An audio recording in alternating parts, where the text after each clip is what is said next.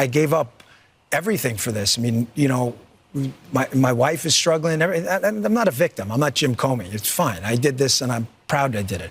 But if you think we're there for tea and crumpets, well, I mean, Cash is there all day. We share it. Our offices are linked. He turns on the faucet. I hear it. He's there he gets in at like 6 o'clock in the morning. He doesn't leave till 7 at night. You know, I'm in there at 7:30 in the morning.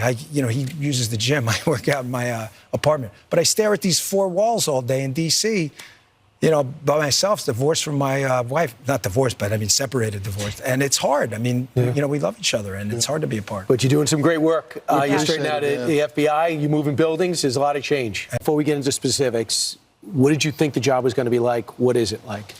You know, the biggest lifestyle change for me has been family-wise. I mean, we already went through this with my time in the Secret Service. But, you know, when the president called and asked if I would take the job, you know, you can't tell your audience for years, go out and do stuff, talk is cheap. And then when the opportunity comes to do stuff, I didn't mean me, you know, I meant you. It's kind of you're a fraud. I mean, you don't sound like a fraud, you are one. So it was a lot. It's been tough on the family. People ask me all the time, you know, do you like it? I say, no, I don't. But the president asked me to do this to like it. You know, nobody likes going into an organization like that and having to change things and make big, bold changes. But, you know, I was at one of our facilities yesterday down in Winchester, and a woman who worked there, very nice, said, you know, I used to watch your show. I miss you. I said, you know, I miss me too. You know, part of you dies a little bit when you see all this stuff from behind the scenes. That was the Deputy Director of the FBI, Dan Bongino, lamenting the fact that he's stuck working in the same government that he has made a career out of criticizing. And that's tough for him, because now instead of raking in cash by opining on baseless conspiracy theories and trafficking in outright fiction, he's at least somewhat bound by facts and reality. And frankly, nothing better crystallizes this phenomenon more than the hours that Dan Bongino spent stoking mistrust and conspiracy theories about, for example, Jeffrey Epstein. I'm telling you, there could be some national security problems here.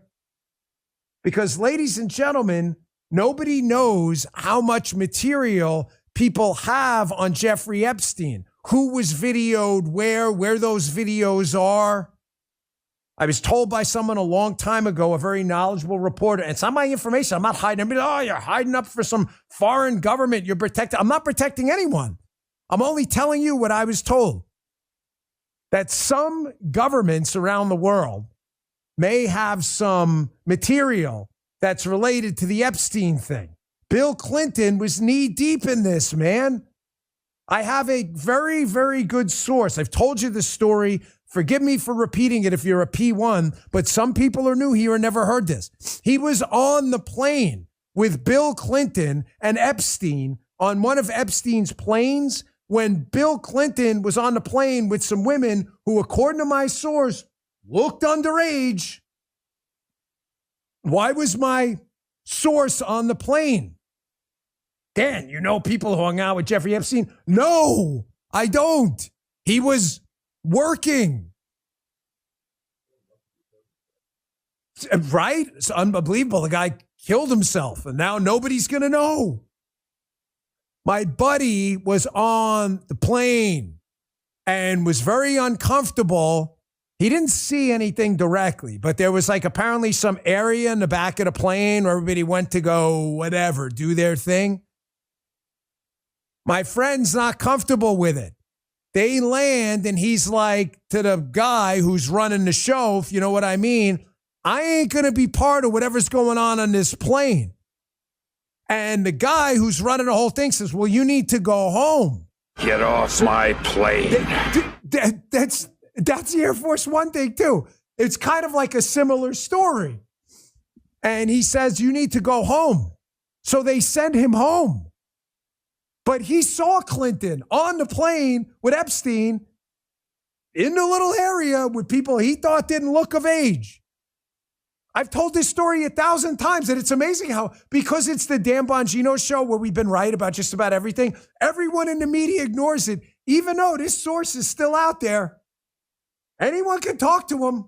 Says, you know, Epstein's an intelligence asset for people in the Middle East, right? I'm like, no, I didn't know that. I'm like, you sure of that? I'm absolutely sure of that he's either a witting or unwitting intelligence asset. There's a big assumption out there that these videotapes were exclusively in the custody of Epstein. That's a huge mistake. The reason they wanted this story to go away is because there's an assumption like, oh yeah, Epstein had him. No, he wasn't the only one who had him, according to this source. These assets, that's why this blackmail story makes so much sense. Which Middle Eastern countries they are, I don't know. Epstein was either a witting or unwitting intelligence asset, and they may have had his plane wired up. And now, here's Dan Bongino trying to placate the very audience that he radicalized. You said Jeffrey Epstein committed suicide. People don't believe it. Well, I mean, listen, they have a right to their opinion, but as someone who has worked as a public defender, as a prosecutor, who's been in that prison system, who's been in the Metropolitan Detention Center, who's been in segregated housing, you know a suicide when you see one, and that's what that was. He killed himself. You want me to? I've seen the whole file. He killed himself. Now, you'll be shocked to learn that Dan Bongino's audience doesn't believe him. Why? Because they listened to Dan Bongino. One blogger for the right-wing site Red State wrote, Bongino makes a huge confession today that cuts against his years of conspiratorial bomb-throwing on his podcast and TV show.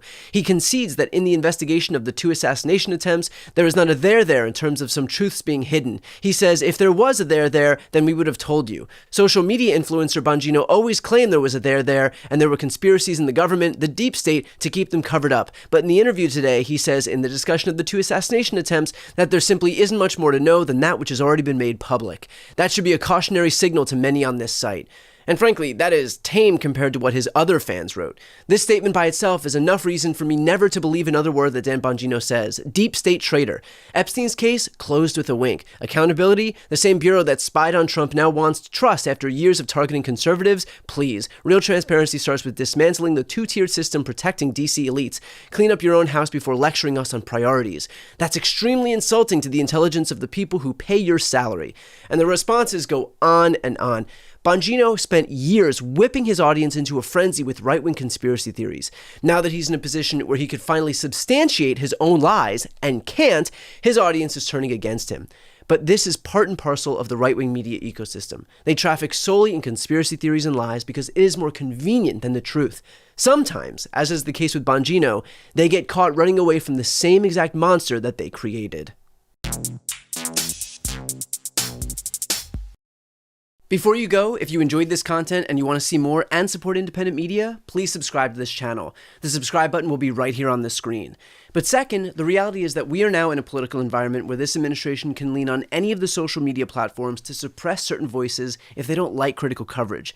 That means my longevity here is in the hands of a few tech billionaires who are already making it clear that they are willing to cater to this administration.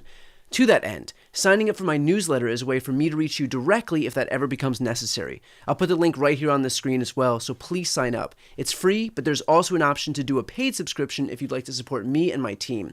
I really appreciate it. Thanks so much for watching.